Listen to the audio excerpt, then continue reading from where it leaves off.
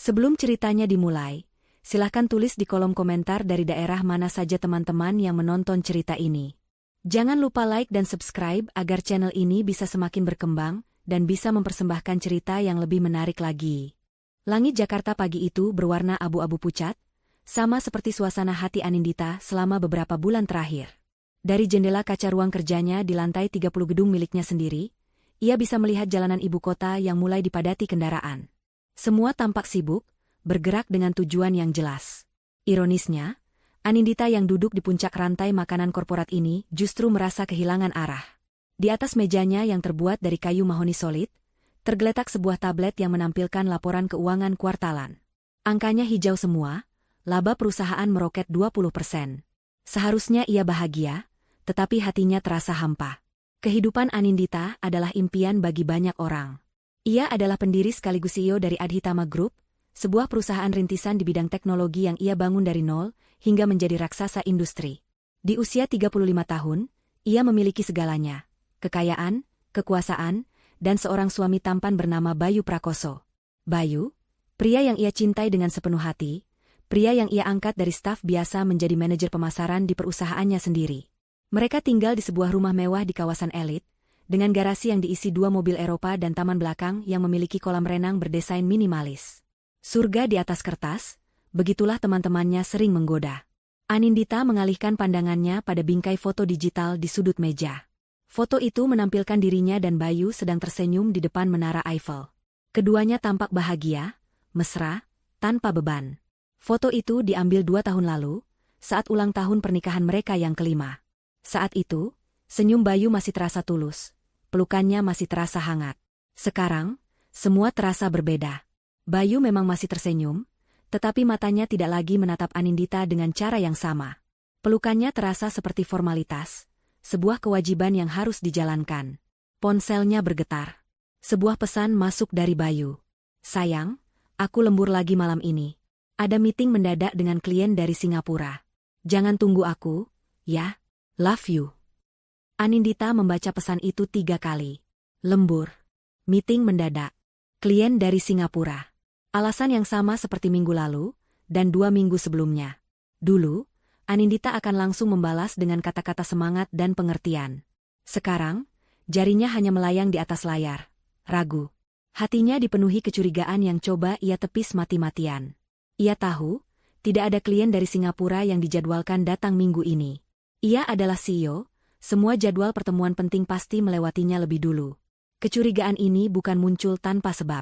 Semua dimulai sekitar 6 bulan yang lalu. Awalnya hanya hal-hal kecil. Bayu menjadi lebih sering menatap ponselnya, tersenyum sendiri, lalu dengan cepat menyembunyikannya saat Anindita mendekat. Lalu, ia mulai sering pulang terlambat. Awalnya sebulan sekali, lalu seminggu sekali, dan sekarang hampir setiap hari. Alasannya selalu pekerjaan. Proyek baru, klien potensial, rapat dewan. Anindita, yang memahami betul seluk-beluk perusahaannya, tahu bahwa beban kerja di divisi pemasaran tidak seberat itu. Puncaknya adalah sebulan yang lalu. Bayu pulang pukul 2 pagi, berjalan mengendap-endap masuk ke kamar. Anindita pura-pura tertidur. Saat Bayu melepaskan kemejanya, Anindita mencium aroma yang menusuk hidung. Aroma parfum wanita yang manis dan murahan, bukan aroma parfumnya yang berkelas dan lembut. Jantungnya serasa diremas. Malam itu, untuk pertama kalinya, ia menyadari bahwa surga yang ia tinggali mungkin hanya sebuah ilusi. Anindita mencoba membuka percakapan, tetapi Bayu terlalu lihai berkelit. Setiap kali ditanya, ia akan membalikkan keadaan. "Kamu kok jadi curigaan begini, sih? Aku kerja keras juga buat kita, buat masa depan kita. Apa salah kalau aku mau memberikan yang terbaik untuk istriku?" katanya suatu malam, dengan nada suara yang dibuat sedih dan tersinggung. Anindita merasa bersalah dan akhirnya diam. Yang membuat situasi semakin rumit adalah kehadiran Ibu Ratna, ibu mertuanya. Wanita parubaya itu adalah antitesis dari Anindita. Jika Anindita adalah wanita modern yang mandiri dan berpendidikan tinggi, maka Ibu Ratna adalah gambaran wanita tradisional yang percaya bahwa tempat tertinggi bagi seorang wanita adalah di dapur dan tugas utamanya adalah melayani suami serta memberinya keturunan. Ibu Ratna tidak pernah secara terbuka mengkritik Anindita, tetapi sindiran-sindirannya lebih tajam dari pisau. "Anin, kamu itu wanita hebat, ibu bangga sekali. Tapi ya jangan lupa kodrat. Lihat ini Bayu sampai kurusan, pasti kamu sibuk sekali sampai tidak sempat masakin dia. Ujarnya suatu kali saat berkunjung dan melihat asisten rumah tangga mereka yang sedang menyiapkan makan malam. Atau sindirannya yang paling menyakitkan, soal anak. Umur kalian kan sudah tidak muda lagi. Kapan mau kasih ibu cucu? Hartamu banyak juga buat apa kalau tidak ada yang mewarisi? Lihat itu, anaknya Bu Rati sebelah rumah. Sudah 3. Padahal suaminya cuma pegawai biasa. Anindita hanya bisa tersenyum tipis menanggapi setiap sindiran itu.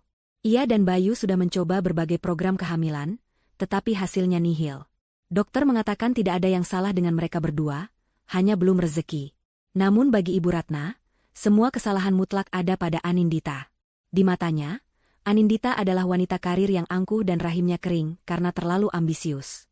Ironisnya, Ibu Ratna tidak pernah menolak setiap kali Anindita mentransfer uang bulanan dalam jumlah besar ke rekeningnya, atau saat Anindita membelikannya perhiasan mahal. Bel pintu kantornya berbunyi, membuyarkan lamunan Anindita. Sekretarisnya masuk membawa secangkir teh hijau hangat. Ibu baik-baik saja? Dari tadi pagi kelihatan murung, tanya Rina, sekretarisnya yang sudah bekerja dengannya selama 5 tahun. Anindita memaksakan seulas senyum. Saya baik-baik saja, Rina. Hanya sedikit pusing memikirkan angka-angka ini, jawabnya, menunjuk tablet di atas meja. Rina mengangguk maklum, lalu meletakkan teh itu di atas meja. Sebelum berbalik, ia berkata dengan sedikit ragu, "Oh ya, Bu, tadi saya lihat Pak Bayu di lobi bawah. Sepertinya mau pergi makan siang." Tapi, Rina menggantung kalimatnya. "Tapi kenapa, Rina?" desak Anindita, merasakan firasat buruk. "Tapi beliau pergi dengan seorang wanita. Saya tidak kenal, sepertinya bukan karyawan sini. Mereka kelihatan akrab sekali, Bu," ujar Rina dengan suara pelan, takut menyinggung perasaan atasannya. Jantung Anindita berdebar kencang. Deskripsi Rina mengkonfirmasi kecurigaan terbesarnya. Wanita itu, pasti wanita pemilik aroma parfum murahan itu. Oh ya? Mungkin klien baru. Terima kasih informasinya, Rina. Kamu boleh kembali bekerja. Setelah Rina keluar, ketenangan yang susah payah Anindita bangun kembali runtuh berkeping-keping. Tangannya gemetar saat meraih ponsel. Ia membuka aplikasi pelacak yang diam-diam ia pasang di mobil Bayu beberapa minggu lalu. Titik merah yang menandakan lokasi mobil itu tidak bergerak ke arah restoran bisnis di pusat kota, melainkan ke sebuah pusat perbelanjaan kelas menengah di pinggir kota. Tempat yang tidak akan pernah Bayu datangi untuk urusan pekerjaan. Anindita memejamkan matanya sejenak. Rasa sakit yang tajam menusuk ulu hatinya. Ia merasa bodoh, naif, dan dikhianati. Selama ini ia memberikan segalanya untuk Bayu. Jabatannya, mobilnya, gaya hidupnya, bahkan kepercayaan dan hatinya. Dan beginilah balasannya. Ia telah membangun sebuah istana yang megah, hanya untuk mengetahui bahwa rajanya ternyata menyimpan wanita lain di gubuk reot di luar tembok istana. Ia menarik napas dalam-dalam, mencoba mengendalikan emosinya. Kesedihan itu perlahan sirna, digantikan oleh sesuatu yang lain. Sesuatu yang dingin, keras, dan tajam. Amarah. Bukan amarah yang meledak-ledak, melainkan amarah yang membeku. Ia menatap kembali gedung-gedung pencakar langit di luar jendela. Semua itu adalah miliknya. Perusahaan ini, rumah ini, kekayaan ini. Ia yang membangunnya dengan keringat dan air mata. Bayu hanyalah seorang penumpang yang ia izinkan naik ke dalam kapal pesiar mewahnya. Dan jika penumpang itu berani berkhianat, maka kapten kapal tidak akan segan ragu untuk melemparkannya ke tengah lautan ganas. Anindita membuka kembali tabletnya. Bukan lagi laporan keuangan yang ia lihat. Ia membuka dokumen lain, sebuah folder yang tersimpan aman dengan kata sandi berlapis. Folder itu berisi salinan digital dari semua aset atas namanya, perjanjian pranikah mereka yang menyatakan pemisahan harta, dan akta pendirian perusahaan yang dengan jelas menyebutkan namanya sebagai pemilik saham mayoritas absolut. Surga di atas kertas ini adalah miliknya. Dan ia tidak akan membiarkan seorang pengkhianat pun merusaknya. Hari itu, di ruang kerjanya yang sunyi, Anindita memutuskan bahwa permainan pura-pura ini harus segera berakhir. Ia hanya perlu satu bukti lagi, satu bukti telak yang tak terbantahkan, untuk memulai perang dan merebut kembali semua yang menjadi miliknya. 2 hari kemudian, takdir seolah mendengar keinginan Anindita. Sebuah migrain hebat menyerangnya di tengah rapat penting, memaksanya untuk pulang lebih awal dari biasanya. Pukul 3 sore, saat matahari masih terasa menyengat, mobil yang dikemudikan sopirnya memasuki halaman rumah mereka yang asri. Suasananya sepi. Biasanya pada jam seperti ini, hanya ada asisten rumah tangga yang beraktivitas. Mobil Bayu terparkir di garasi, sebuah keanehan mengingat Bayu seharusnya berada di kantor. Pak Bayu sudah pulang ya, Bei? Tanya Anindita pada Bei Sumi, asisten rumah tangga mereka yang sedang menyiram tanaman. Sudah, Bu. Sekitar 1 jam yang lalu. Katanya badannya kurang enak. Sekarang sedang di ruang keluarga sama Ibu Ratna, beliau tadi datang berkunjung, jawab Bei Sumi dengan ramah. Ibu mertuanya ada di sini. Anindita menghela napas. Sakit kepalanya terasa semakin parah. Ia hanya ingin langsung masuk ke kamar dan beristirahat, menghindari percakapan basa-basi penuh sindiran dengan Ibu Ratna. Dengan langkah pelan, ia masuk melalui pintu samping yang langsung terhubung ke arah tangga menuju lantai 2, berharap bisa menyelinap ke kamarnya tanpa terdeteksi. Namun, saat ia melewati koridor yang menuju ruang keluarga, sayup-sayup ia mendengar suara mereka. Bukan percakapan biasa, melainkan obrolan dengan nada serius dan berbisik. Sesuatu dalam intonasi suara mereka membuat Anindita menghentikan langkahnya. Rasa ingin tahu yang didorong oleh firasat buruk mengalahkan keinginannya untuk beristirahat. Ia bersembunyi di balik sebuah pilar besar yang membatasi koridor dengan ruang keluarga, posisi yang sempurna untuk mendengar tanpa terlihat. Jadi bagaimana, Bayu? Kamu sudah bicara dengan Anindita? Terdengar suara Ibu Ratna, tajam dan tidak sabar. Anindita menahan napas. Jantungnya mulai berdetak lebih kencang. Terdengar helaan napas berat dari Bayu. Belum, Bu. Aku masih cari waktu yang tepat. Anin itu pintar, aku takut dia curiga. Selama ini dia sudah mulai sering bertanya kenapa aku sering pulang malam. Alah, waktu yang tepat itu tidak akan pernah datang kalau tidak kamu ciptakan, balas Ibu Ratna ketus. Dengar, Riana itu sudah telepon ibu terus. Dia bilang dia tidak mau menunggu lama lagi. Kalau kamu memang laki-laki, kamu harus bertanggung jawab. Dia itu sedang mengandung anakmu, penerus keluarga kita. Dada Anindita terasa sesak seolah dihantam palu godam. Riana. Anak Bayu. 3 frasa itu berdengung di telinganya, mengaburkan semua suara lain. Kepalanya yang sudah pusing kini terasa berputar hebat. Ia mencengkeram pilar itu kuat-kuat, menahan tubuhnya agar tidak limbung.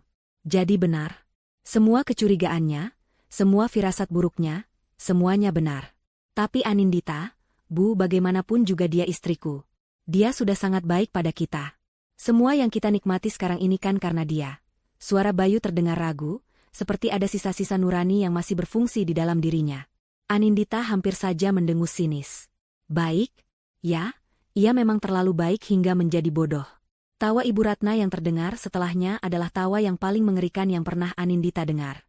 Tawa kering yang penuh dengan perhitungan dan keserakahan. Baik karena hartanya, Bayu, coba kalau dia tidak punya apa-apa, apa kamu masih mau sama dia? Wanita mandul yang kerjanya hanya mengejar uang. Dengar ibu baik-baik, anakku. Laki-laki itu wajar punya istri lebih dari 1. Apalagi istrimu yang pertama tidak bisa memberimu keturunan. Ini bukan salahmu, ini takdir. Anindita memejamkan mata, merasakan asam lambungnya naik ke kerongkongan. Mandul. Kata itu diucapkan dengan begitu enteng, begitu menghakimi. Ibu sudah punya rencana, lanjut Ibu Ratna, suaranya kini lebih pelan dan penuh konspirasi. Kamu bicara baik-baik sama Anindita. Bilang kalau kamu mau menikahi Riana karena dia sudah hamil. Awalnya dia pasti marah. Tapi wanita seperti Anindita itu gengsinya tinggi. Dia tidak akan mau ada drama perceraian yang bisa merusak citranya.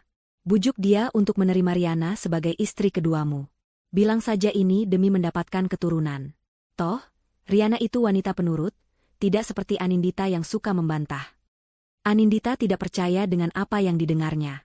Ibu mertuanya, wanita yang selama ini ia hormati, yang ia berikan uang dan hadiah, ternyata sedang merancang sebuah skenario untuk menghancurkan rumah tangganya dari dalam.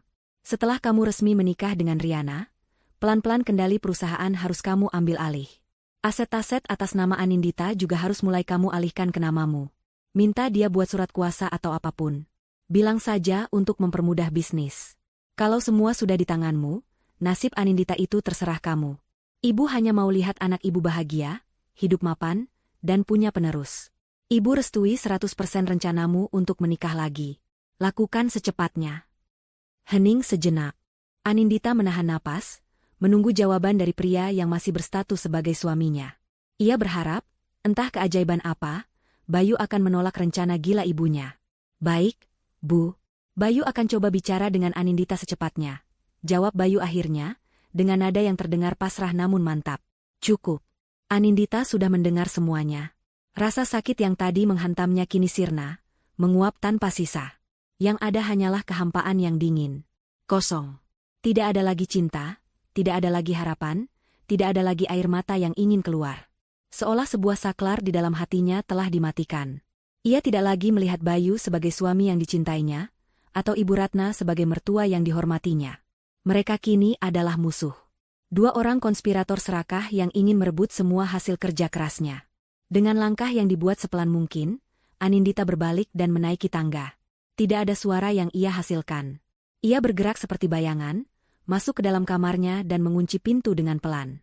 Ia tidak membanting pintu, tidak berteriak, tidak menangis. Ia berjalan lurus menuju meja rias, menatap pantulan dirinya di cermin. Wajahnya pucat, matanya kosong, tetapi ada sebersit kilat yang berbahaya di sana. Kilat baja yang dingin dan tajam.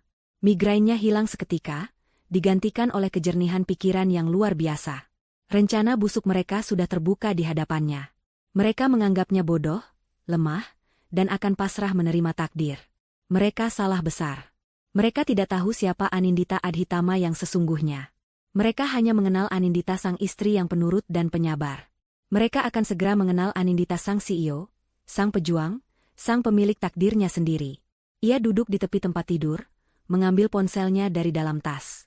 Tangannya tidak lagi gemetar. Dengan jari-jari yang mantap, ia mencari sebuah nama di daftar kontaknya, Arman Suryo, SH. Pengacara terbaik di Jakarta, spesialis hukum perusahaan dan keluarga. Ia menekan tombol panggil. Halo, Arman. Ini Anindita, sapanya dengan suara yang tenang dan terkendali saat panggilan itu tersambung. Saya butuh bantuanmu. Saya mau kamu siapkan semua amunisi yang kita perlukan. Kita akan berperang. Di ruang keluarga lantai bawah, Bayu dan ibunya masih menyesap teh mereka, tersenyum puas karena merasa rencana mereka berjalan lancar. Mereka tidak menyadari, di lantai atas, sang ratu istana yang hendak mereka kudeta, baru saja mendeklarasikan perang. Sebuah perang di mana ia telah mempersiapkan segalanya untuk memastikan hanya ada satu pemenang, dan para pengkhianat akan jatuh ke jurang penderitaan yang paling dalam. Telepon itu ditutup dengan sebuah klik yang memuaskan.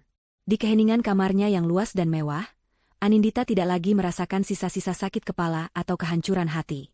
Yang ada hanyalah sebuah tujuan yang jernih, setajam ujung pedang yang baru diasah. Bayu dan Ibu Ratna mengira mereka sedang berhadapan dengan seorang istri yang naif dan seorang menantu yang penurut. Mereka akan segera sadar bahwa mereka telah membangunkan seekor singa betina yang selama ini tertidur pulas di singgasananya. Keesokan harinya, Anindita bertransformasi.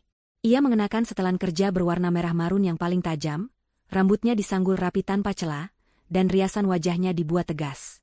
Saat ia menuruni tangga pagi itu, ia bertemu dengan Bayu yang sedang mengancingkan lengan kemejanya. Pria itu tersenyum padanya, senyum menawan yang dulu selalu berhasil meluluhkan hatinya. Hari ini, senyum itu hanya membuatnya muak. Pagi, sayang.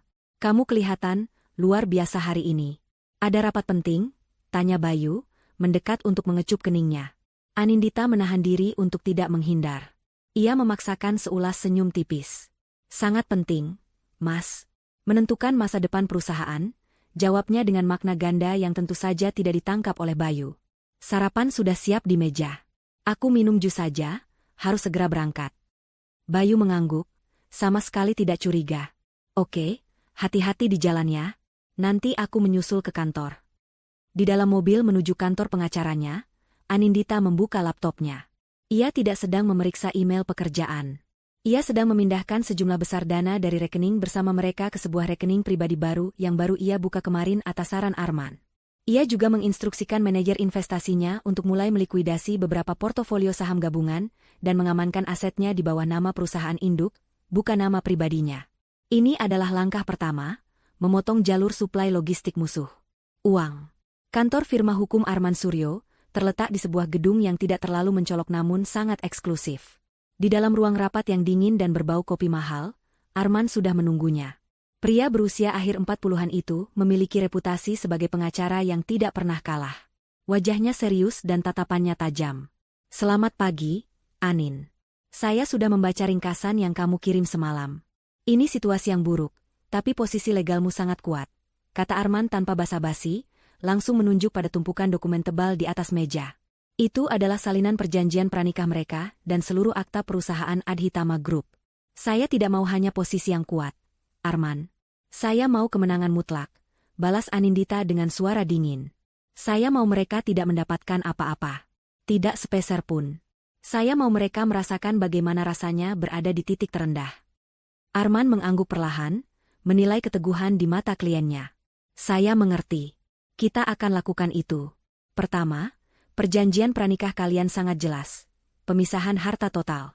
Semua aset yang kamu miliki sebelum menikah dan semua aset yang dihasilkan oleh perusahaanmu selama pernikahan adalah milikmu 100%. Suamimu hanya berhak atas aset yang ia beli dengan gajinya sendiri, yang saya duga tidak seberapa dibandingkan gaya hidupnya. Gajinya besar, Arman. Gaji yang saya berikan padanya, timpal Anindita sinis. Tepat. Dan itu membawa kita ke poin kedua, perusahaan. Arman membuka lembaran akta. Kamu adalah pemegang 95% saham.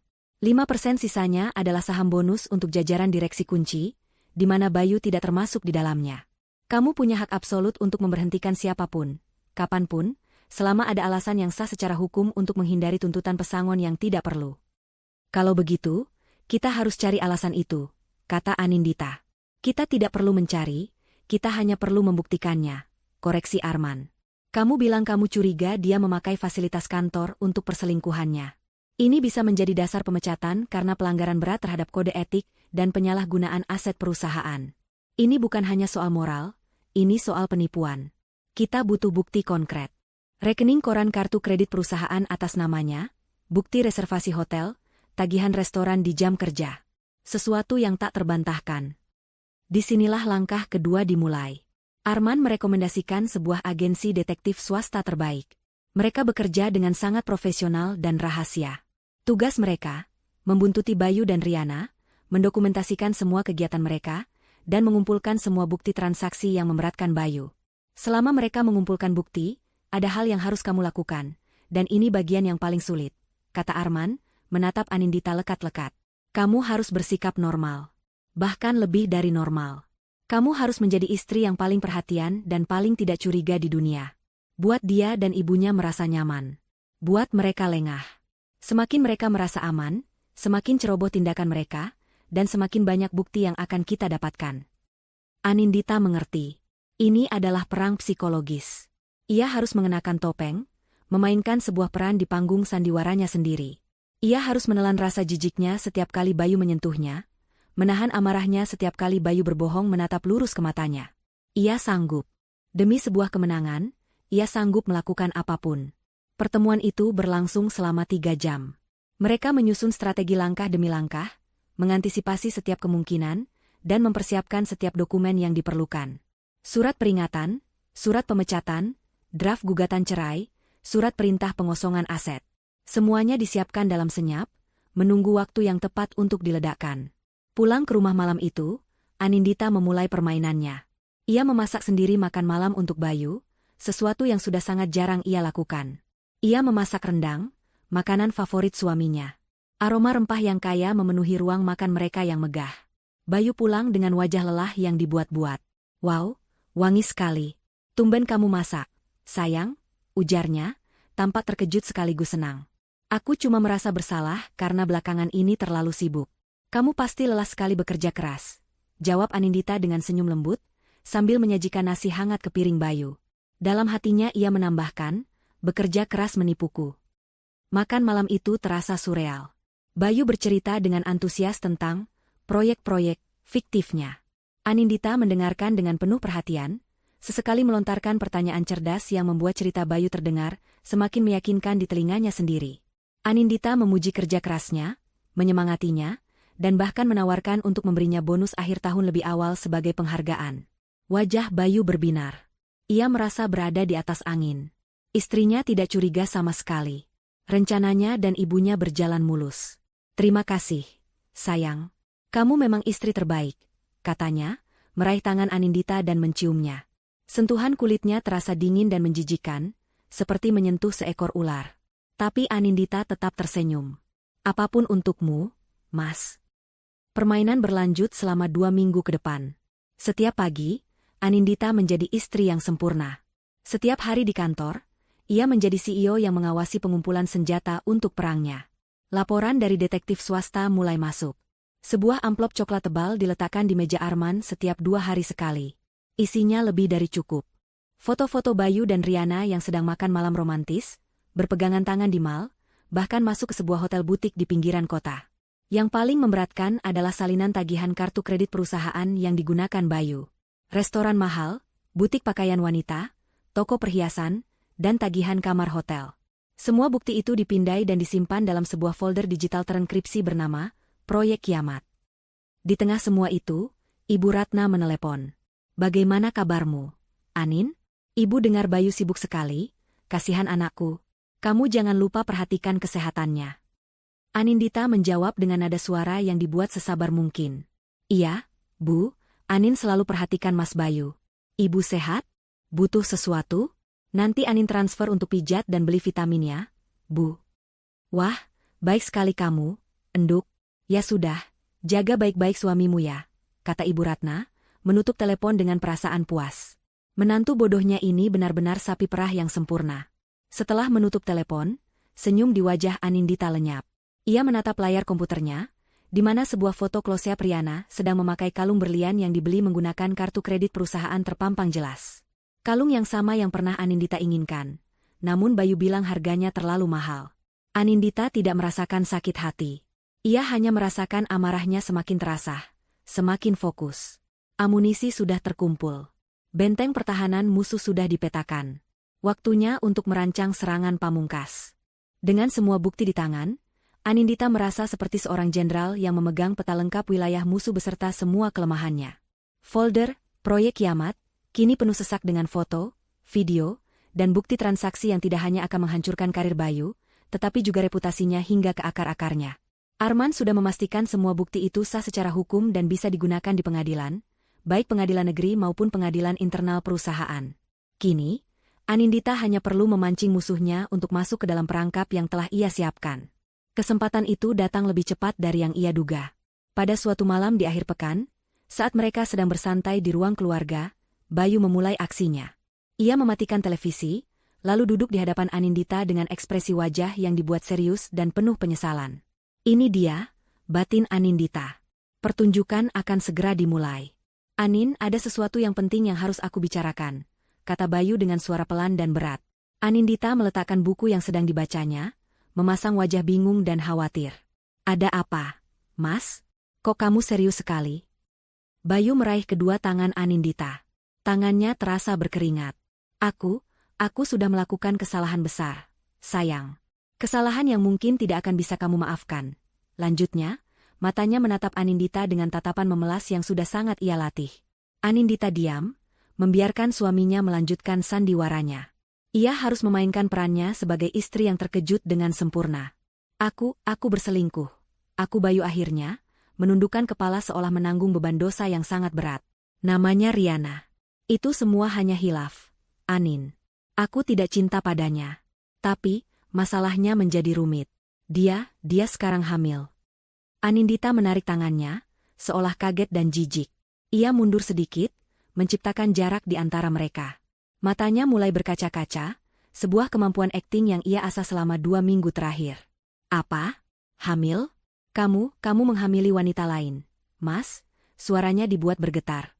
Melihat reaksi Anindita yang persis seperti yang ia dan ibunya perkirakan, kepercayaan diri Bayu meningkat. Ia mendekat lagi, mencoba meraih tangan Anindita. "Maafkan aku, sayang. Aku tahu aku salah. Tapi aku harus bertanggung jawab. Aku laki-laki. Aku tidak mungkin meninggalkan dia dan anak itu begitu saja. Anak itu adalah darah dagingku." "Lalu kamu mau apa? Kamu mau menceraikan aku?" tanya Anindita.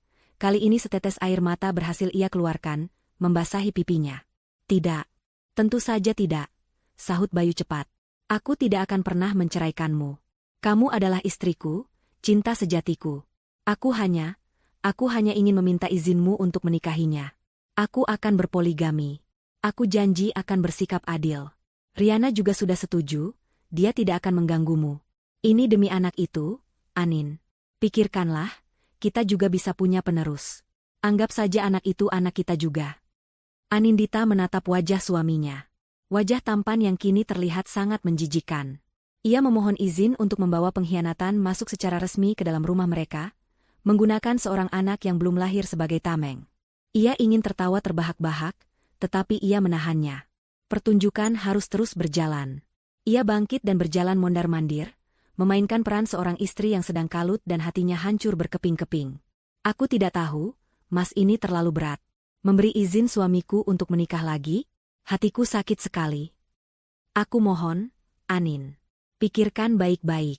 Demi aku, demi masa depan keluarga kita, bujuk Bayu, suaranya penuh harapan palsu.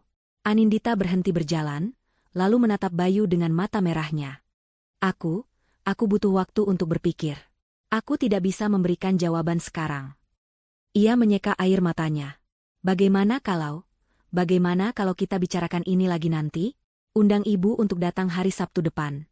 Kita makan malam bersama di sini. Di depan ibumu, aku akan memberikan keputusanku.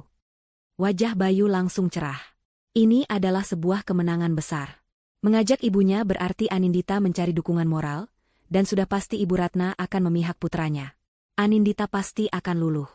Tentu, sayang, tentu. Ambil waktu sebanyak yang kamu butuhkan.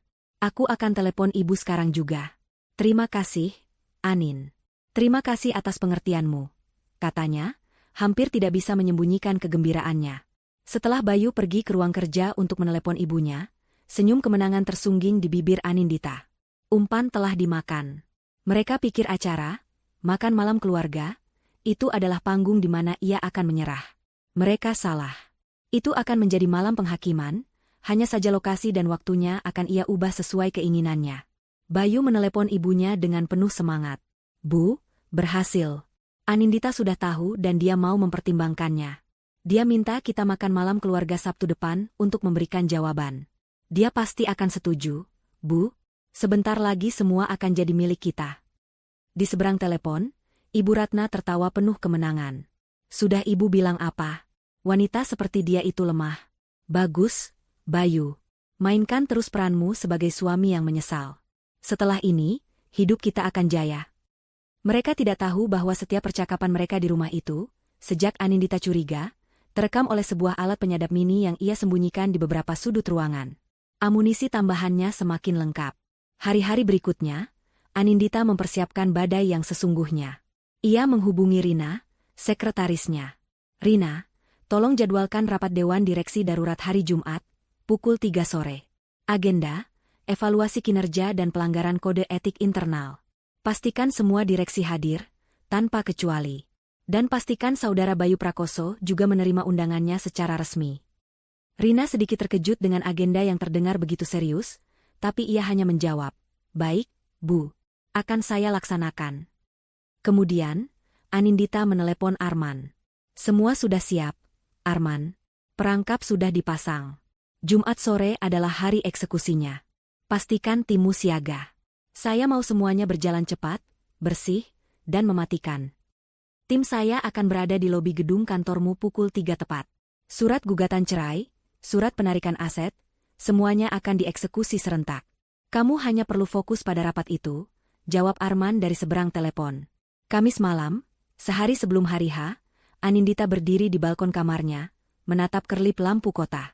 Ia merasa tenang, sebuah ketenangan yang menakutkan sebelum badai besar datang. Besok, ia akan menghancurkan kehidupan dua orang yang telah mengkhianatinya. Besok, ia akan merebut kembali mahkotanya. Besok, Bayu dan ibunya akan belajar sebuah pelajaran yang sangat pahit. Jangan pernah meremehkan seorang wanita yang telah membangun istananya sendiri. Karena ia tidak hanya tahu cara membangunnya, ia juga tahu persis di mana titik-titik fondasi yang harus diledakkan untuk meruntuhkannya dalam sekejap. Anindita masuk kembali ke kamar. Di atas meja kerjanya, terletak sebuah map merah. Di dalamnya ada surat pemecatan atas nama Bayu Prakoso, sudah ia tanda tangani dengan tinta hitam yang tegas. Ia mengirim sebuah pesan singkat kepada Arman. "Semua siap. Laksanakan besok. Badai itu akan segera datang. Dan tidak akan ada seorang pun yang bisa selamat dari amukannya." Jumat pagi datang bersamaan dengan langit yang cerah, kontras dengan badai yang akan segera mengamuk di dalam gedung Adhitama Group. Anindita bangun sebelum fajar. Tidak ada kegelisahan atau keraguan dalam dirinya. Malam sebelumnya ia tidur dengan nyenyak. tidur paling lelap dalam 6 bulan terakhir. Ia merasa ringan, seolah beban berat pengkhianatan dan kepura-puraan telah terangkat dari pundaknya. Hari ini adalah hari pembalasan. Rutinitas paginya berjalan seperti mesin yang terprogram dengan presisi. Yoga selama 30 menit untuk menenangkan pikiran, diikuti dengan mandi air hangat. Ia memilih pakaiannya dengan saksama. Bukan lagi setelan berwarna cerah atau gaun feminin. Hari ini ia mengenakan celana panjang hitam kain kualitas terbaik, kemeja sutra putih gading, dan blazer hitam dengan potongan tajam yang menegaskan otoritasnya. Rambutnya ia ikat ke belakang menjadi ekor kuda yang kencang dan rapi, memperlihatkan wajahnya yang dipoles riasan minimalis namun tegas. Ia tampak seperti seorang jenderal yang siap memimpin pasukannya ke medan perang. Di meja makan, Bayu sudah duduk menunggunya. Wajahnya ceria, penuh senyum, sama sekali tidak menyadari pedang yang tergantung di atas kepalanya. Ia begitu yakin dengan kemenangannya besok malam saat makan malam keluarga, sehingga hari ini ia lalui dengan euforia. Ia bahkan tidak terlalu memikirkan undangan rapat direksi darurat yang ia terima kemarin. Dalam benaknya, rapat itu mungkin diadakan Anindita untuk mengumumkan sebuah proyek besar baru, yang tentu saja akan menaikkan citranya sebagai manajer pemasaran yang andal. Pagi, sayang.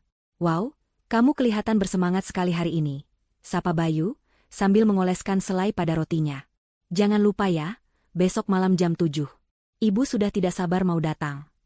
Anindita hanya mengangguk sambil menyeruput kopinya. Aku tidak akan lupa, jawabnya dengan nada datar.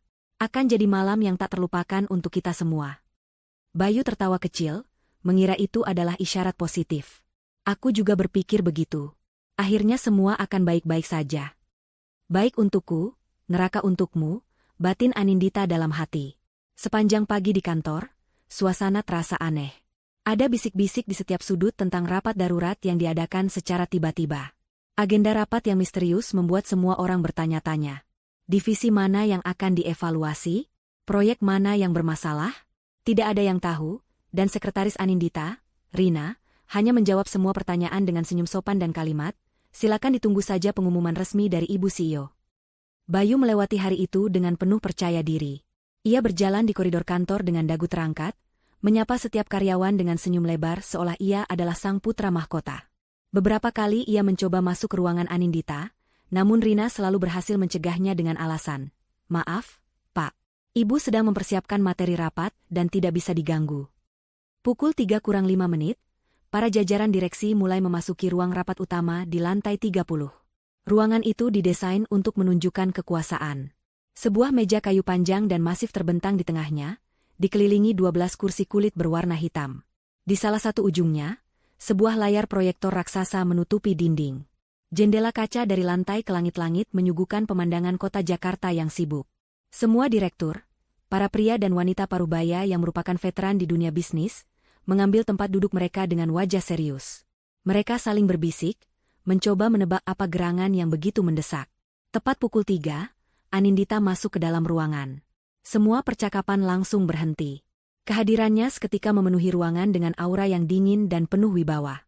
Ia berjalan menuju kursi utama di ujung meja tanpa tersenyum, meletakkan tablet dan sebuah map merah di hadapannya, lalu duduk dengan punggung tegak. Beberapa saat kemudian, Bayu masuk dengan langkah santai. Ia terlambat 2 menit, sebuah tanda arogansi kecil. Ia tersenyum lebar kepada semua orang, seolah ini adalah pestanya. "Maaf terlambat, tadi ada telepon penting dari klien," katanya dengan nada ringan. Ia mengambil tempat duduknya di antara direktur keuangan dan direktur operasional. Ia melirik ke arah Anindita dan memberinya kedipan mata genit. Anindita tidak membalasnya. Wajahnya tetap sedingin es, matanya menatap lurus ke depan. Saat itulah, untuk pertama kalinya, Bayu merasakan firasat yang tidak enak. Atmosfer di ruangan ini terasa berat dan mencekam. Senyum di wajahnya perlahan memudar. Anindita menunggu sampai pintu ruangan ditutup rapat, lalu ia bangkit berdiri. Matanya menyapu wajah setiap orang yang ada di meja itu, berhenti sejenak pada masing-masing dari mereka, sebelum akhirnya berhenti dan menatap lurus ke arah Bayu.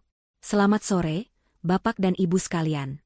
Terima kasih telah meluangkan waktu untuk hadir dalam rapat darurat ini." Anindita memulai, suaranya tenang namun bergema di keheningan ruangan. Setiap kata diucapkannya dengan jelas dan tanpa emosi. "Saya tidak akan membuang waktu Anda dengan basa-basi. Saya mengadakan rapat ini karena saya telah menemukan sebuah masalah internal yang sangat krusial. Sebuah masalah yang menyangkut integritas, etika, Dan yang paling parah, keuangan perusahaan yang kita bangun bersama ini. Para direktur saling pandang dengan cemas. Direktur Keuangan, Pak Hartono, tampak tegang.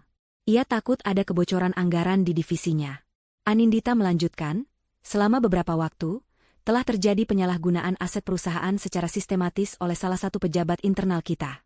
Sebuah pengkhianatan terhadap kepercayaan yang telah kita berikan.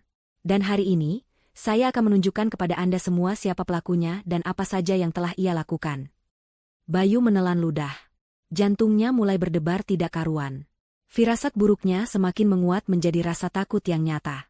Ia menatap Anindita, mencoba mencari petunjuk di wajah istrinya, tetapi yang ia temukan hanyalah tatapan kosong yang dingin, tatapan seorang hakim yang akan segera membacakan vonis.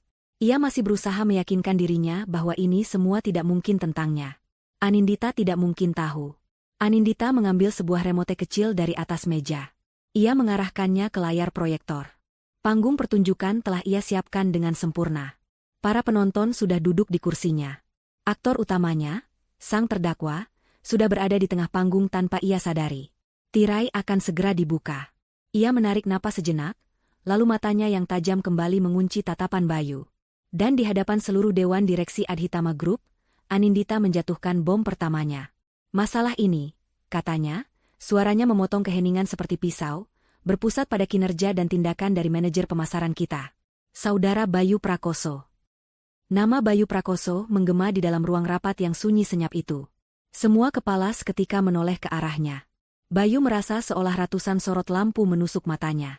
Wajahnya pucat pasi, senyum angkuh yang tadi menghiasinya kini lenyap tak berbekas, digantikan oleh ekspresi kaget dan bingung. Darah serasa surut dari wajahnya, membuat telinganya berdengung. Apa maksudmu, Anin? Tanyanya, suaranya terdengar tercekat dan lemah. Ia mencoba tertawa kecil untuk meredakan ketegangan, tetapi yang keluar hanyalah suara kering yang aneh. Ini lelucon, kan? Anindita tidak menjawab pertanyaannya. Wajahnya tetap tanpa ekspresi. Ia menekan sebuah tombol pada remote di tangannya. Layar proyektor di belakangnya menyala, menampilkan slide pertama. Judulnya tertulis dengan huruf kapital yang tebal dan dingin. Analisis pengeluaran kartu kredit korporat, Bayu Prakoso, periode 6 bulan terakhir. Di bawah judul itu, muncul serangkaian data dan angka yang rapi. Daftar transaksi yang panjang, lengkap dengan tanggal, nama merchant, dan jumlahnya. Anindita mulai berbicara, suaranya setenang pemandu wisata yang menjelaskan sebuah pameran. Bapak dan Ibu sekalian bisa lihat di layar.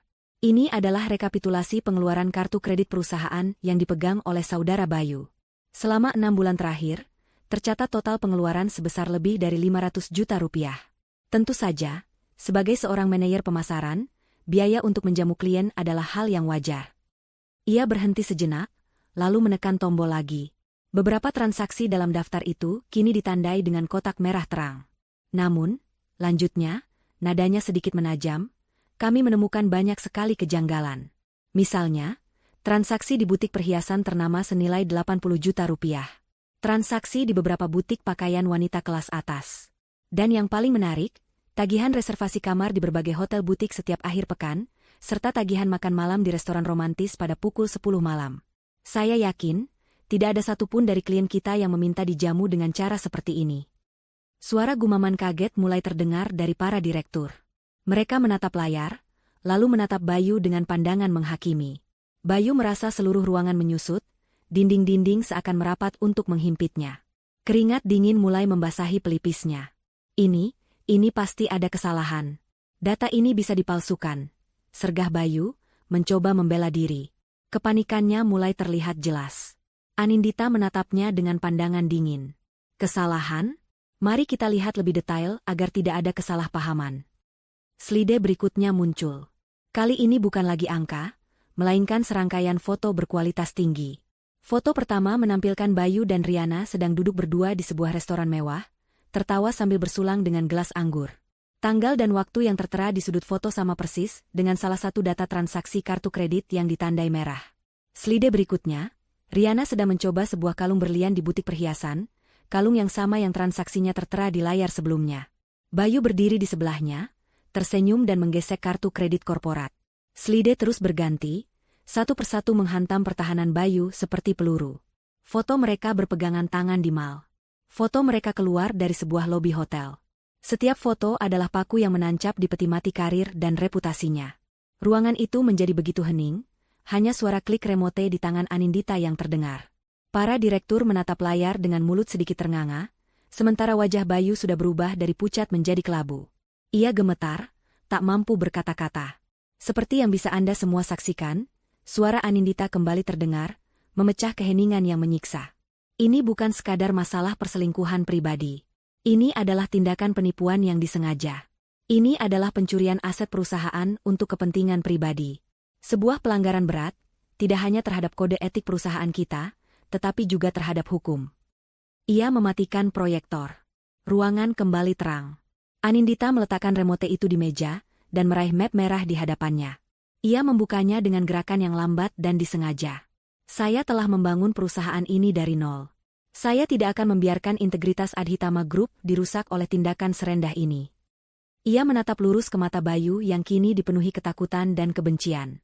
Berdasarkan bukti-bukti yang tak terbantahkan ini, dan sesuai dengan wewenang penuh yang saya miliki sebagai CEO dan pemilik saham mayoritas, maka terhitung sejak detik ini, Saudara Bayu Prakoso, ia berhenti sejenak, membiarkan setiap kata meresap, secara resmi saya berhentikan. Dengan tidak hormat. Kata-kata, dipecat dengan tidak hormat, menggantung di udara seperti vonis hukuman mati. Bayu terlonjak dari kursinya.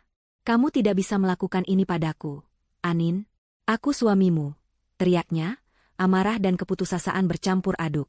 Di dalam ruangan ini, Anda bukan suami saya. Anda adalah karyawan yang telah mencuri dari perusahaan saya, balas Anindita dengan ketenangan yang mengerikan. Tepat pada saat itu, pintu ruang rapat terbuka. Arman Suryo, sang pengacara, masuk dengan langkah tegap, diikuti oleh dua asistennya yang membawa tas kerja. Mereka berjalan lurus tanpa ragu menuju meja rapat, langsung ke tempat Bayu berdiri gemetaran. Bayu menatap mereka dengan bingung. Siapa kalian? Arman tidak menjawab. Ia meletakkan sebuah amplop coklat tebal di atas meja, tepat di depan Bayu. Bapak Bayu Prakoso, kata Arman dengan suara yang profesional dan tanpa emosi. Saya Arman Suryo, kuasa hukum dari Ibu Anindita Adhitama. Di dalam amplop ini terdapat surat gugatan cerai yang telah kami daftarkan pagi ini di Pengadilan Agama. Gugatan ini didasarkan pada bukti perzinaan dan penipuan finansial, yang sebagian kecilnya baru saja Anda saksikan. Dunia Bayu benar-benar runtuh. Dipecat, digugat cerai, dipermalukan di depan seluruh jajaran direksi. Semua terjadi dalam waktu kurang dari 15 menit. Ini adalah sebuah serangan kilat yang terkoordinasi dengan sempurna, tidak memberinya celah sedikitpun untuk bernapas atau melawan. Ia menatap Anindita dengan pandangan nanar, seolah baru pertama kali melihat wanita itu. Wanita di hadapannya bukanlah Aninnya yang lembut dan pemaaf. Ini adalah seorang ratu yang dingin dan kejam, yang baru saja menjatuhkan hukuman penggal pada suaminya sendiri di hadapan seluruh dewan istana. Anin, kumohon. Bisiknya, sisa-sisa harga dirinya luruh. Anindita hanya menggeleng pelan, lalu memberikan isyarat anggukan kepada kepala keamanan yang sejak tadi sudah berdiri siaga di dekat pintu. Dua orang petugas keamanan berbadan tegap masuk dan berdiri di kedua sisi Bayu. Tolong antar Bapak Bayu keluar dari gedung ini, perintah Anindita dengan suara tegas. Pastikan kartu akses, laptop, ponsel, dan semua fasilitas perusahaan yang ada padanya diamankan. Mulai sekarang, ia tidak lagi diizinkan untuk menginjakan kaki di properti milik Adhitama Group. Bayu tidak melawan. Tenaganya seakan habis terkuras. Ia membiarkan para petugas keamanan memegang lengannya dan menuntunnya keluar ruangan seperti seorang pesakitan. Saat ia melewati kursi Anindita, ia menatap istrinya untuk terakhir kali, matanya memancarkan kebencian. Anindita balas menatapnya, tanpa emosi, tanpa penyesalan. Petir telah menyambar.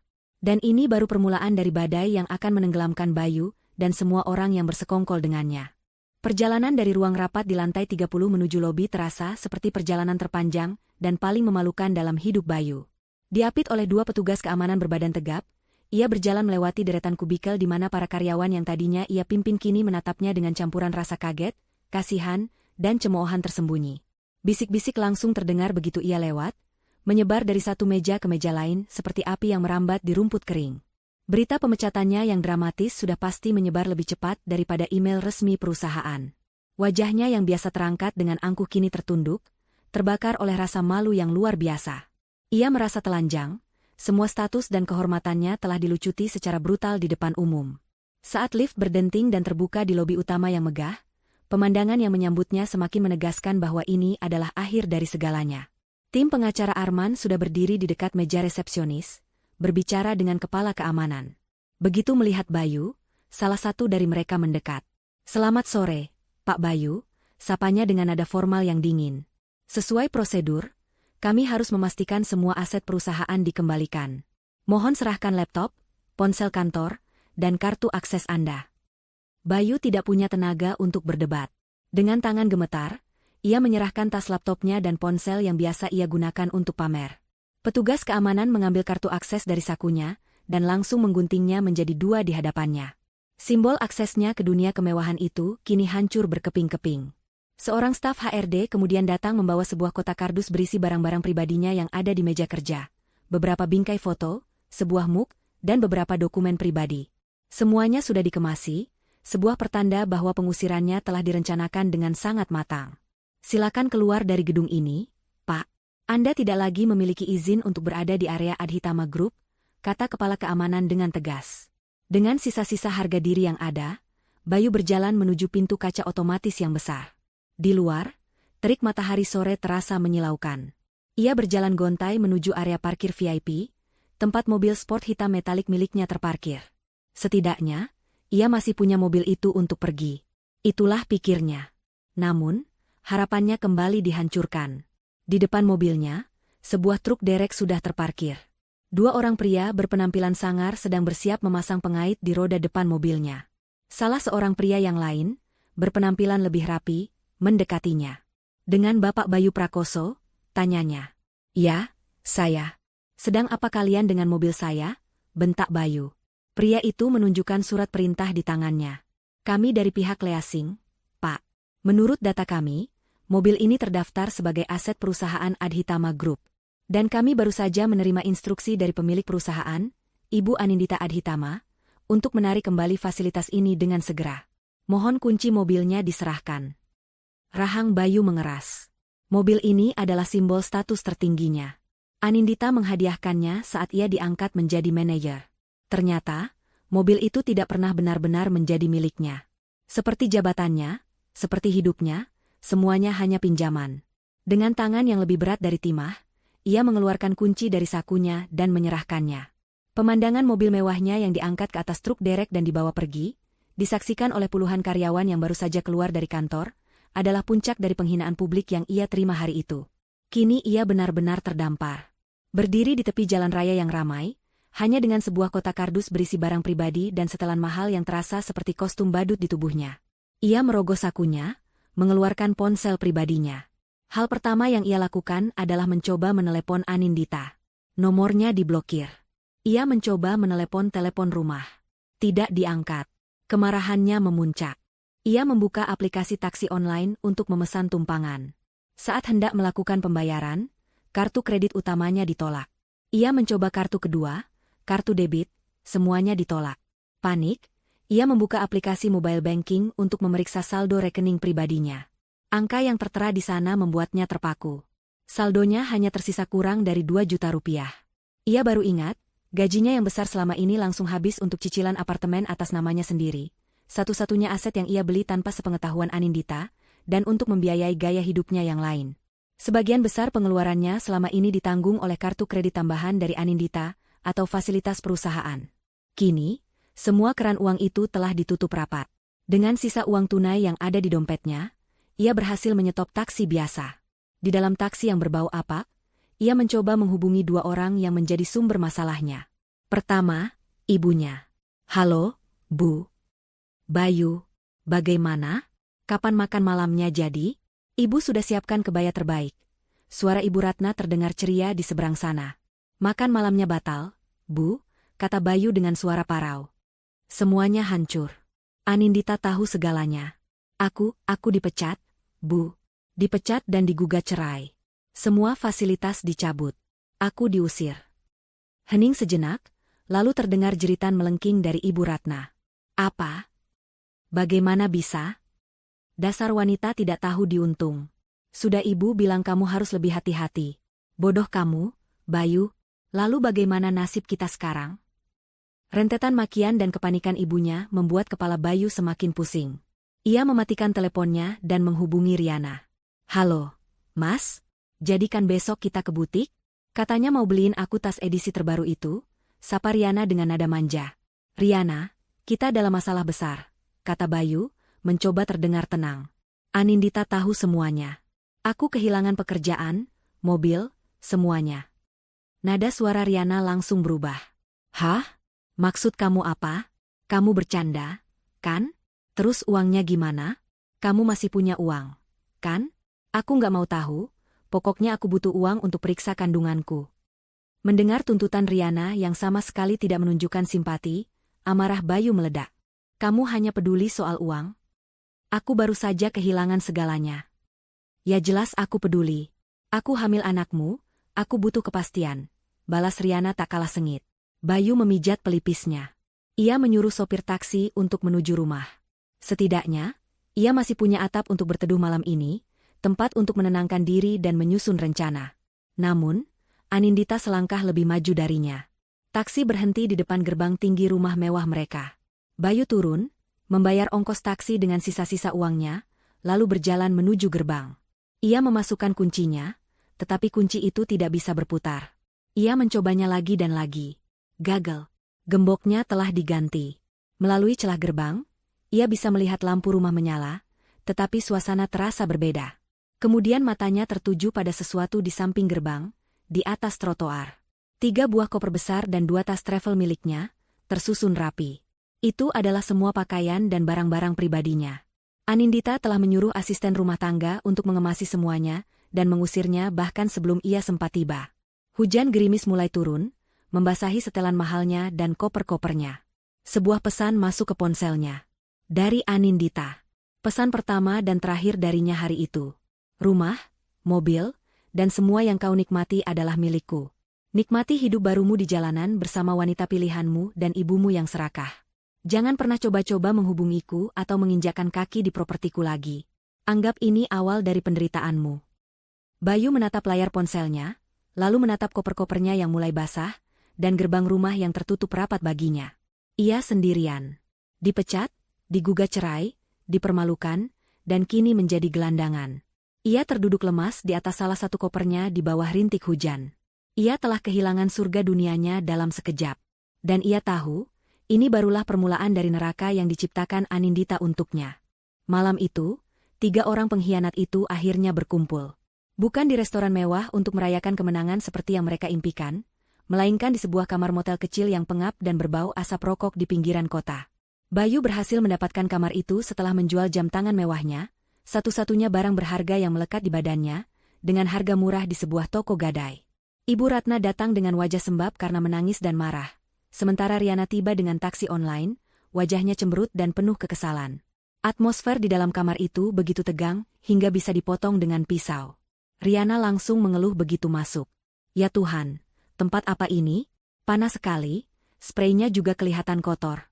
Aku bisa kena penyakit kulit kalau begini. Apalagi aku lagi hamil." Keluhan Riana menjadi pemantik dari ledakan yang tak terhindarkan. Ibu Ratna, yang sejak tadi duduk di tepi ranjang dengan tatapan kosong, langsung berdiri dan menunjuk wajah Riana. "Ini semua gara-gara kamu, perempuan sialan," teriaknya, suaranya melengking. "Kalau saja kamu tidak datang menggoda anakku, semua ini tidak akan terjadi. Pembawa sial, datang-datang bawa perut tidak jelas." Riana tidak terima. Ia balas berteriak, tak kalah sengit. "Loh, kok jadi salah saya? Saya ini korban. Yang ngejar-ngejar saya duluan itu anak tante. Dia yang janjiin saya bulan dan bintang. Tante juga kan yang setuju dan mendukung kami? Kenapa sekarang saya yang disalahkan?" "Aku mendukung karena kamu bilang kamu bisa kasih aku cucu. Mana buktinya? Jangan-jangan kamu bohong soal kehamilanmu itu," tuduh Ibu Ratna.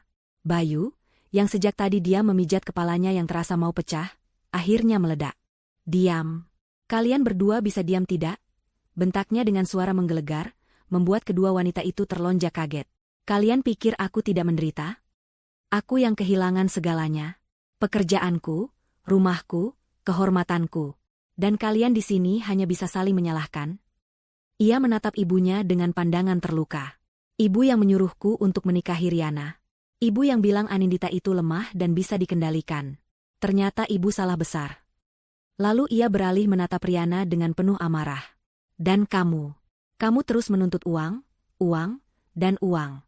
Cintamu itu palsu. Kamu hanya mencintai hartaku, yang ternyata bukan milikku. Kamar sempit itu menjadi saksi bisu pertengkaran hebat mereka. Tidak ada lagi tim yang solid, tidak ada lagi konspirasi yang manis. Yang tersisa hanyalah 3 individu egois yang terperangkap dalam bencana yang mereka ciptakan sendiri, dan kini sibuk mencari siapa yang harus disalahkan. Malam itu mereka lalui tanpa tidur, diisi dengan makian, tangisan, dan tuduhan yang saling dilemparkan. Keesokan harinya, kenyataan pahit mulai terasa semakin nyata. Uang hasil gadai jam tangan Bayu menipis dengan cepat untuk membayar motel dan membeli makanan. Bayu mencoba menghubungi beberapa teman lamanya, para kolega bisnis yang dulu sering ia traktir. Responnya sama, dingin dan menghindar. Kabar tentang pemecatannya yang memalukan sudah menjadi berita panas di kalangan mereka. Tidak ada yang mau meminjamkan uang atau memberikan pekerjaan kepada seseorang yang dicap sebagai penipu dan pencuri aset perusahaan istrinya sendiri. Namanya telah hancur. Setelah 3 hari di motel, mereka kehabisan uang. Dengan terpaksa, Ibu Ratna menjual gelang emas kesayangannya, satu-satunya perhiasan berharga miliknya yang bukan pemberian Anindita. Dengan uang itu, mereka menyewa sebuah rumah kontrakan petak dengan 2 kamar tidur di sebuah gang sempit yang padat penduduk. Lingkungannya jauh dari kata layak. Dindingnya lembab dan catnya mengelupas. Airnya sering mati, dan suara bising dari tetangga dan jalanan tidak pernah berhenti. Bagi Ibu Ratna, ini adalah sebuah penurunan kasta yang paling hina. Ia yang terbiasa diantar jemput dengan mobil mewah untuk arisan di Hotel Bintang 5, kini harus berdesak-desakan dengan ibu-ibu lain saat membeli sayur di tukang gerobak. Tetangga barunya menatapnya dengan curiga. Ia tidak bisa lagi menyombongkan kekayaan dan kesuksesan putranya. Bagi Riana, ini adalah neraka dunia. Gaya hidup glamor yang ia impikan lenyap dalam sekejap. Tidak ada lagi belanja di mall, makan di restoran mahal, atau pamer di media sosial. Ia menghabiskan hari-harinya di dalam kontrakan yang panas, mengeluh tanpa henti. Tuntutan-tuntutannya tidak berkurang. Ia masih meminta dibelikan makanan enak, vitamin mahal untuk kehamilannya, dan pakaian baru, tanpa peduli bahwa mereka kini hidup dari menjual perhiasan sang calon ibu mertua. Dan bagi Bayu, ini adalah sebuah penjara. Ia yang dulu dihormati sebagai manajer sukses, kini menjadi pengangguran tanpa reputasi. Setiap hari ia mencoba mencari lowongan pekerjaan secara online, tetapi setiap lamaran yang ia kirim tidak pernah mendapat balasan. Label, dipecat tidak hormat, dari sebuah perusahaan besar seperti Adhitama Group adalah noda hitam permanen dalam riwayat hidupnya. Keputusasaan mulai merayapinya. Ia menjadi lebih pendiam, lebih mudah marah, dan seringkali hanya duduk termenung menatap dinding. Suatu sore, saat mereka sedang makan dengan lauk seadanya, nasi, telur dadar, dan sambal, Riana kembali memulai. Sampai kapan kita mau hidup seperti ini, Mas? Uang hasil jual gelang tante juga sebentar lagi habis. Kamu harus cari kerja apa saja. Rengeknya. Kamu pikir aku tidak berusaha? Bentak Bayu. Tidak ada yang mau menerimaku. Ini semua karena istrimu yang gila itu. Jangan sebut-sebut perempuan itu lagi, timpal Ibu Ratna ketus. Sekarang pikirkan bagaimana caranya kita bisa makan besok. Bayu melempar sendoknya ke piring dengan kasar, menimbulkan bunyi denting yang keras. Aku tidak tahu, teriaknya frustrasi. Ia bangkit dan keluar dari kontrakan itu, membanting pintu di belakangnya. Ibu Ratna dan Riana hanya bisa saling pandang dengan tatapan penuh kebencian. Cinta dan persekutuan mereka yang didasari oleh keserakahan kini telah membusuk, menyisakan bau anyir dari kegagalan dan penyesalan.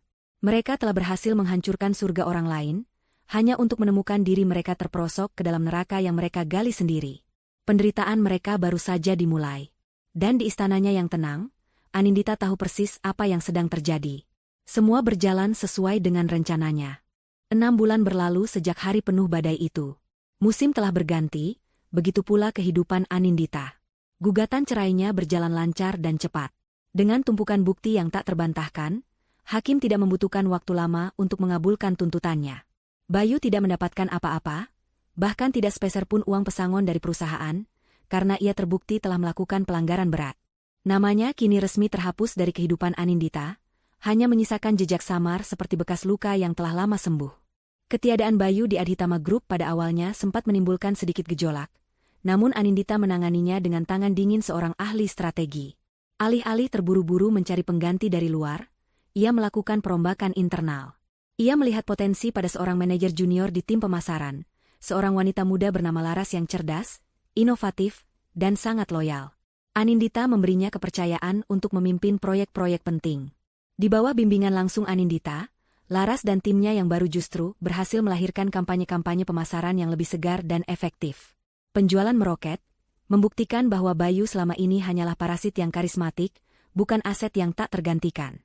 Perusahaan menjadi lebih sehat, lebih solid, dan lebih bersemangat tanpanya. Namun, perubahan terbesar terjadi bukan di ruang rapat, melainkan di dalam diri Anindita sendiri. Setelah berhasil membersihkan hidupnya dari para pengkhianat, ia merasakan sebuah kelegaan yang luar biasa.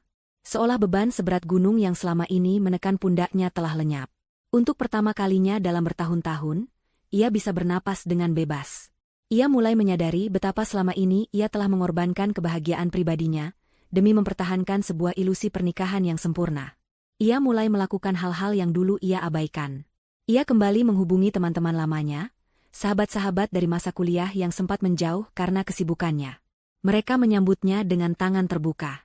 Suatu malam, saat makan malam bersama mereka, Anindita tertawa terbahak-bahak sampai air matanya keluar saat mendengar sebuah lelucon konyol. Saat itulah ia sadar, sudah sangat lama sekali ia tidak tertawa selepas itu. "Kami ikut bahagia melihatmu seperti ini lagi, Anin," kata Rere, sahabatnya. "Auramu berbeda. Dulu kamu memang kelihatan punya segalanya, tapi matamu selalu terlihat lelah. Sekarang, kamu benar-benar bersinar." Anindita juga menemukan kembali hobi lamanya, melukis.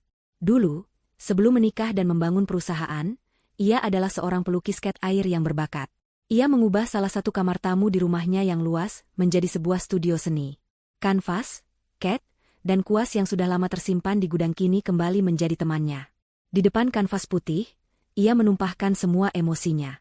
Lukisan pertamanya setelah sekian lama adalah gambar sebuah lautan yang sedang mengamuk di bawah langit gelap, namun di kejauhan, secercah cahaya fajar mulai merekah. Lukisan itu adalah metafora dari hidupnya. Perubahan itu tidak hanya dirasakan oleh teman-temannya, tetapi juga oleh seluruh karyawannya. Anindita menjadi pemimpin yang lebih hangat dan inspiratif. Ia lebih sering tersenyum, lebih mudah diajak berdiskusi, dan kebijakannya kini lebih berfokus pada kesejahteraan karyawan. Citranya di dunia bisnis pun berubah. Kisah perceraiannya, meskipun tidak pernah ia konfirmasi secara resmi, bocor ke beberapa media bisnis. Namun, alih-alih menjadi gosip murahan, kisahnya justru menjadi legenda. Ia dipandang sebagai ikon wanita kuat, seorang Iron Lady, yang tidak ragu menyingkirkan pengkhianat demi melindungi kerajaan yang ia bangun. Suatu hari, dalam sebuah proyek amal yang diselenggarakan perusahaannya untuk membangun sekolah di daerah terpencil, Anindita bertemu dengan seseorang yang tidak ia duga. Namanya Dava, seorang arsitek muda yang menjadi relawan untuk merancang desain sekolah tersebut. Dava adalah kebalikan dari Bayu. Jika Bayu adalah pria yang selalu menjadi pusat perhatian dengan pesonanya yang meluap-luap, maka Dava adalah pria yang tenang, penuh perhatian, dan berbicara melalui karyanya. Pertemuan pertama mereka terjadi di lokasi proyek yang berlumpur. Anindita datang dengan setelan kerjanya, sementara Dava mengenakan kemeja flanel sederhana dan celana kargo. Mereka tidak membicarakan bisnis atau kekayaan. Mereka berbicara tentang pentingnya ventilasi udara yang baik untuk ruang kelas, tentang bagaimana memilih material bangunan yang ramah lingkungan namun tetap kokoh. Anindita terpesona oleh semangat dan kecerdasan Dava. Pria itu memperlakukannya bukan sebagai seorang CEO kaya raya, melainkan sebagai rekan kerja yang setara. "Saya kagum dengan desain Anda," puji Anindita tulus, saat melihat rancangan sekolah yang dibuat Dava. "Anda tidak hanya membangun gedung, tapi Anda memikirkan bagaimana anak-anak akan merasa nyaman belajar di dalamnya." Dava tersenyum tipis. Senyum yang tulus, tanpa maksud tersembunyi. "Saya hanya mencoba melakukan yang terbaik. Sama seperti ibu yang telah memberikan mereka kesempatan untuk memiliki gedung ini." Tidak ada pendekatan yang agresif, tidak ada rayuan gombal. Hubungan mereka tumbuh secara organik, dimulai dari diskusi-diskusi tentang proyek, berlanjut ke obrolan santai tentang buku dan musik saat rehat kopi, hingga akhirnya Dava memberanikan diri mengajaknya makan siang di sebuah warung soto sederhana di dekat lokasi proyek. Anindita setuju tanpa ragu. Makan soto di warung pinggir jalan bersama Dava terasa 100 kali lebih membahagiakan daripada makan malam di restoran bintang 5 bersama Bayu. Bersama Dava, Anindita merasa menjadi dirinya sendiri. Ia tidak perlu menjadi CEO yang tangguh atau istri yang sempurna. Ia hanya perlu menjadi Anindita. Daffa tidak terintimidasi oleh kekayaan atau kekuasaannya. Sebaliknya, ia mengagumi Anindita karena kerja keras, kecerdasan, dan hatinya yang baik. Ia melihat luka di masa lalu Anindita, bukan sebagai sebuah aib, melainkan sebagai tanda kekuatan. Suatu sore, saat mereka sedang berjalan-jalan di sebuah taman kota, Anindita tiba-tiba berhenti. Ia menatap langit senja yang berwarna keemasan. "Aku merasa bahagia," bisiknya, lebih kepada dirinya sendiri.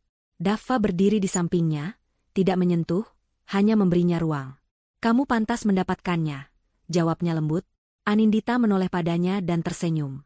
Senyum yang benar-benar tulus, yang datang dari lubuk hatinya yang telah sembuh. Cahaya baru telah masuk ke dalam hidupnya, menerangi setiap sudut gelap yang ditinggalkan oleh masa lalu. Ia telah berhasil melewati badai, dan kini ia siap untuk menyambut pelangi yang terbentang indah di hadapannya. 1,5 tahun setelah hari pemecatan itu, kehidupan Anindita telah berubah menjadi sebuah mahakarya yang ia lukis sendiri dengan warna-warna cerah. Adhitama Group, di bawah kepemimpinannya yang semakin visioner, berhasil menembus pasar Asia Tenggara.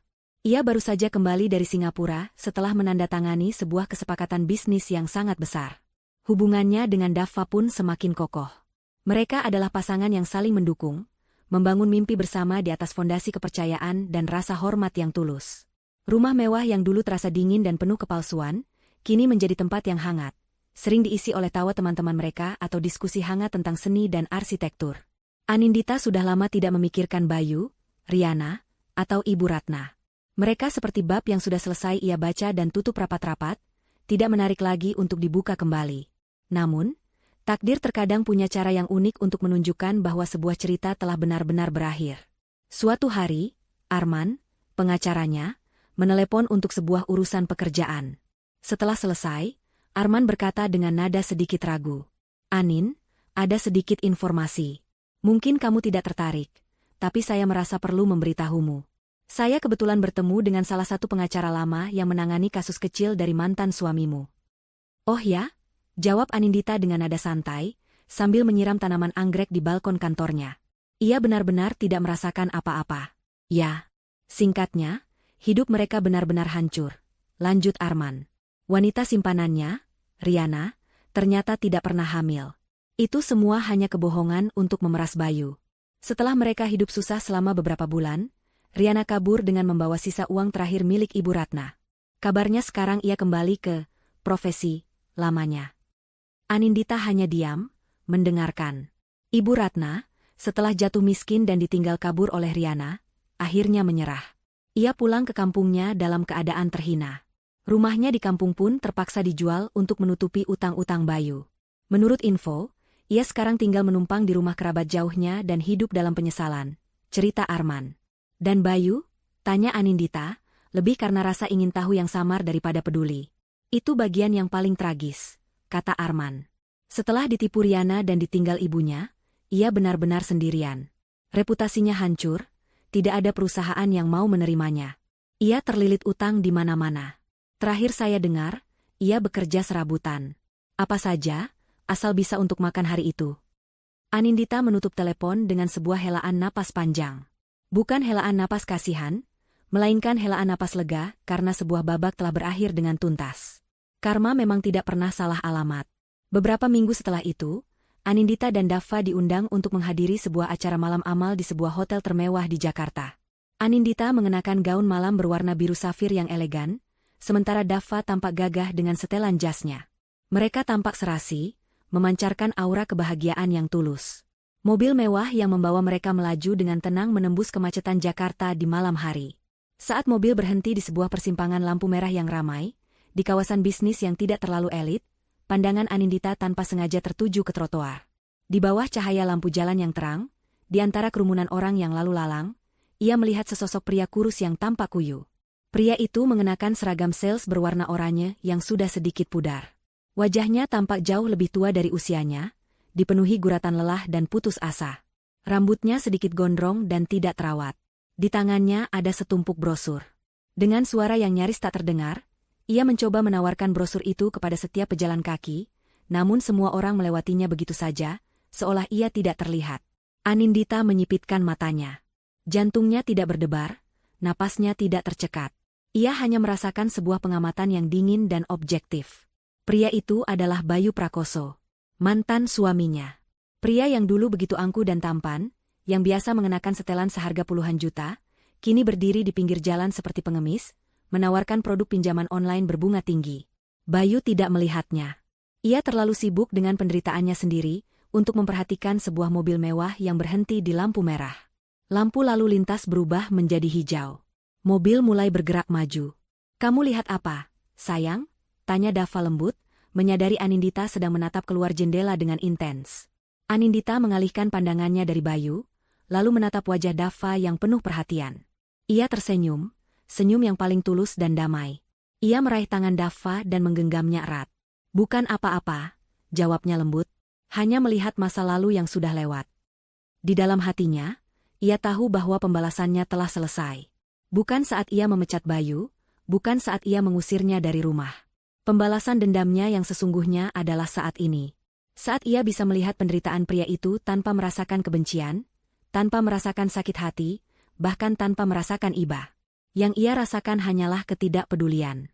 Bayu telah menjadi begitu kecil dan tidak berarti dalam dunianya yang baru dan cemerlang. Mobil terus melaju, meninggalkan Bayu yang masih berdiri putus asa di bawah lampu jalan, menuju gedung tinggi berkilauan tempat pesta amal menanti. Anindita tidak menoleh ke belakang lagi. Ia telah merebut kembali mahkotanya, membangun kembali istananya, dan kini, ia siap untuk hidup bahagia selamanya bersama pangeran sejatinya. Di jalanan yang ramai, Karma telah selesai menuliskan bab terakhir untuk para pengkhianat.